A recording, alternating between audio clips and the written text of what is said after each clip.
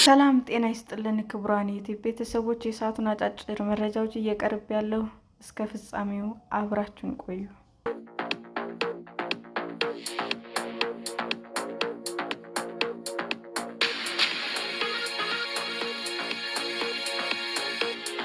ለሀገሬው ተከልክለው ለቱሪስቶች ብቻ ክፍት የሆኑት የመዝናኛ ስፍራዎች። ፒክኒክ ሳንድስ በባህር ዳርቻ የሚገኝ መዝናኛ ነው። ላለፉት 20 ዓመታት ሀገሬውንም ቱሪስቶችንም አስተናግዷል። መዝናኛው በባርቡዳ ካሉ መዳረሻዎች አንዱ ነው። ባርቡዳ በካሪቢያን የምትገኝ ደሴት ስትሆን በጎብኚዎችም ተመራጭ ናት። የመዝናኛው የቀድሞ ባለቤት ሚሪንዳ ፓዘር በጣም ምቹ ስፍራ ነበር ትላለች። በመዝናኛው የተለያዩ ጨዋታዎች የሚጫወቱ እሁድ ከቤተ ክርስቲያን ስነ-ስርዓት በኋላ ወደ መዝናኛ ስፍራው የሚሄዱ በርካቶች እንደነበሩ ታስታውሳለች። መዝናኛው ስያሜውን ያገኘው በአካባቢው ካለው ሮዝ ቀለም ካለው አሸዋ ነው። ኢርማ የተባለው አውሎ ነፋስ እስከሚከሰት ድረስ ለአካባቢው ማህበረሰብ ከፍተኛ ገቢ ያስገኝም ነበር። አውሎ ነፋሱ በአውሮፓውያኑ 2017 ሲከሰት ነገሮች እንዳልነበሩ ሆኑ።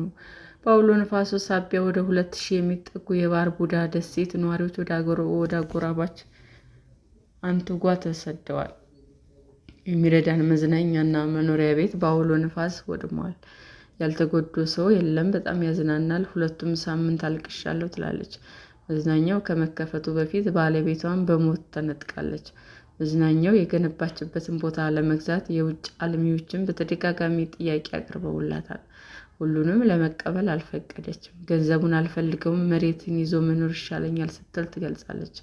አውሎ ነፋስ ያስከተለውን ውድመት ተከትሎ ግን የውጭ ሀገር አልሚዎች ወደ ስፍራው አምርተዋል። ከአውሎ ነፋሱ የተረፈውንም የመዝናኛውን ክፍል ማፍረሳቸውን ተናግራለች። ከዚያን ጊዜ አንስቶ መሬቷን ለማስመለስ በፍርድ ቤት እየታገለች ትገኛለች። በአንቲጓና በባርቡዳ የመሬት ሕግጋት ምክንያት የፍርድ ቤቱ ሂደት ውስብስብ ሆኗል።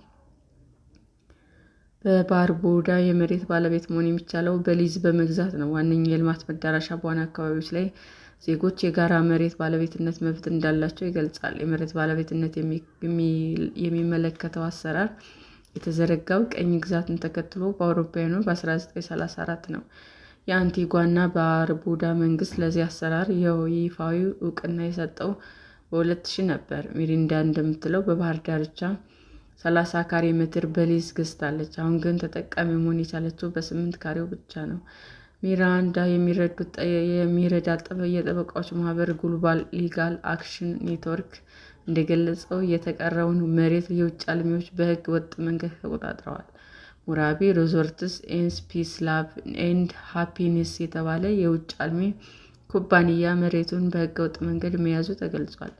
ኩባንያው ባወጣው መግለጫ በባርቡዳ ህጋዊ የሊዝ ባለቤት መሆኑን ጠቅሶ ህጋዊ መብት በሌለው የመሬቱ ክፍል ላይ ማንኛውም አይነት ግንባታ አላከናውንም ብሏል። በባርቡዳ መሬት በሊዝ የገዛው በአውሮፓውያኑ ታህሳስ 2017 ዓ.ም ላይ መሆኑን የገለጸው ኩባንያው ለስምምነቶች ተገዢ ሆኖ እንደቆየና መቼም ቢሆን ያለ ፍቃድ መሬትን እንዳልተቆጣጠረ አስታውቋል። ሚራንዳ እና ሌሎች የባርቡዳ የመብት ተሟጋቾች ይህንን ውድቅ አድርገዋል። መጥታችሁ ብታዩት ለምን ለዚህ ትንሽ አልታማ ስፍራ እንደምንታገል ይገባችኋል ትላለች። መሬት በደሴቷ ሰሜናዊ የባህር ዳርቻ የሚገኝና ለህዝብ ተደራሽ ሆኖ የዘለቀ ብቸኛው አካባቢ ነው። በካሪቢያን ባህር ዳርቻ እንደሚገኙ ሌሎች ስፍራዎች ሁሉ ለሀገሬው ነዋሪዎች ከለላ የሚሰጥ የመሬት ሕግ የለም። ስለዚህም ከሀብታም አልሚዎች ስጋት ተደቅኖባቸዋል። የሀብታም አልሚዎች ግንባታ ትኩረት ያደረገው ቱሪስቶች ላይ ነው።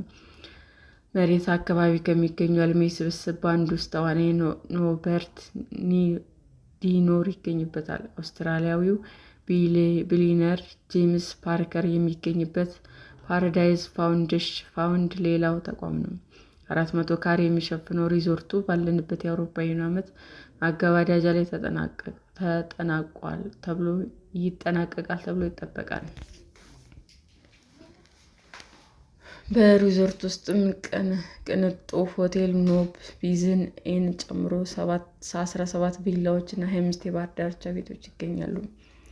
የሀገሪቱ ነዋሪዎችም እንደሚሉት ሪዞርቱ የሚገነባበት አካባቢ መድረስ እንኳ አይችሉም። በባህር ዳርቻው ላይ ከ7 ሚሊዮን ዶላር አንስቶ መሬት መግዛት ይቻላል። ሪዞርቱ በድረ-ገጹ አካባቢውን የገለጸው በካርቤ አካባቢ ማንም ባልነካው መሬት ላይ የሚገኝ ማህበረሰብ መገኛ በሚል ነው። አካባቢውን የሚያስተዳድረው የባርቡዳ ምክር ቤት ኃላፊ ጆን ሙሲጌተን በበኩላቸው አካባቢው በዚህ መንገድ የተዋቀረው በ2017 የመሬት ድንጋጌ ምክንያት መሆኑን ይገልጻሉ። በባህር ዳርቻው ግንባታ የሚከናወነው ደግሞ መንግስት በ2015 ባወጣው ፓራዳይዝ ፋውንድ በተባለ ሕግ አማካኝነት ነው። የመብት ተሟጋቾች ጉዳዩን በዩናይትድ ኪንግደም የሚገኘው የአንቲጓ እና ባርቡዳ ጠቅላላ ፍርድ ቤት ወስደውታል።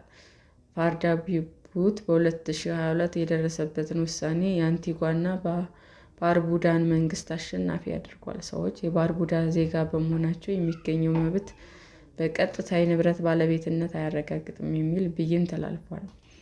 ፓራዳይዝ ፋውንድ በባህር ዳርቻ የሚያለማው መሬት ሕጉን መሰረት ያደረገ እንዲሁም ከአንቲጓ እና ባርቡዳ የተገኘው ፍቃድ የተመረኮዘ መሆኑን አስታውቋል። ፕሪንስ ዳይና ቢች በመባል የሚታወቀው እና ለሕዝብ ተደራሽ የሆነው የባህር ዳርቻ ክፍል ላይ አሁንም ድረስ ለውጥ አለመደረጉን ገልጿል።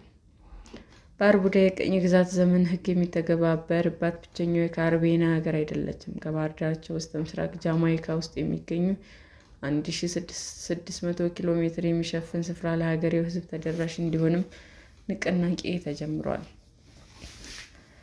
የጃማይካ የአካባቢ ጥበቃ ንቅናቄ ፕሬዚዳንት ዴቪን ታይለር እንደሚለው የሀገሪቱ የመሬት አስተዳደር ሕግ በአጠቃላይ ሲታይ ጃማይካውያን ያገለለ ነው፣ በባህር ዳርቻ ላይ ምንም መብት እንደሌለ በመግለጽ ያስቀምጣል ሲል ዴቪን ይናገራል። የጃማይካ መንግስት በቅርቡ ያወጣው ረቂቅ ሕግ ለሀገሬው ነዋሪዎች የባህር ዳርቻ ተደራሽነት እንዲረጋገጥ ያስችላል።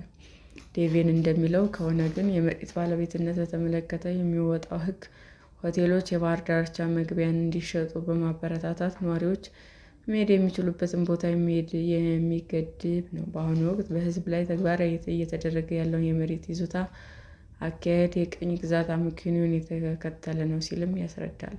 ቢቢሲ ስለ ጉዳዩ ከጃማይካ መንግስት ምላሽ ጠይቋል። የመብት ተሟጋቾች እንደሚሉት ከጃማይካ የባህር ዳርቻ 1% ብቻ ለነዋሪዎች በነፃ ተደራሽ ነው።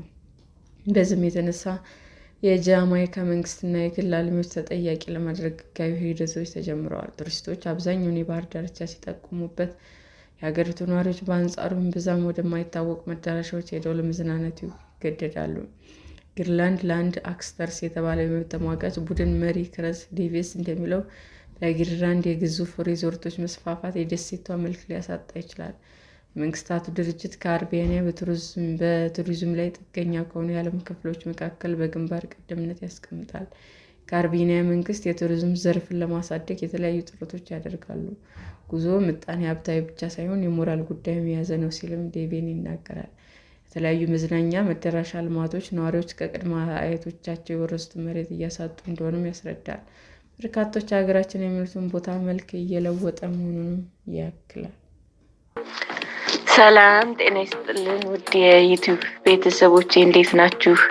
አዲስ ጀማሪ ነኝ እና ሰብስክራይብ ያደረጋችሁ አበረታቱኝ። አመሰግናለሁ። የዩቲዩብ አድማጮቻችን ለሰዓቱ ያቀረብኩላችሁ አጫጭር መረጃዎች ይህንን ይመስል ነበር። በሌላ መረጃ እስክንገናኝ ሼር፣ ላይክ፣ ሰብስክራይብ እንዲሁም ቢቀርብልን የምትሉት መረጃ ካለ ኮመንት እያደረጋችሁ ቸር ቆዩን።